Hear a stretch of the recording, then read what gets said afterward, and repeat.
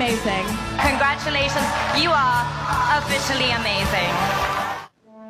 Para po sa episode na ito, ay ipakikita namin sa inyo ang itinatanghal ng Iglesia ni Cristo Museum, ang exhibit ng mga plake ng katibayan na iginawad ng Guinness World Records sa Iglesia ni Cristo.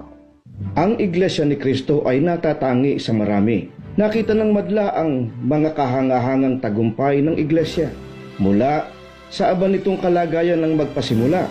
Gayunman ay naging lunsaran ngayon ng pagkilala, papuri at paghanga ng marami. Isa sa mga pangunahing doktrina sa Iglesia ni Cristo ang pagkakaisa.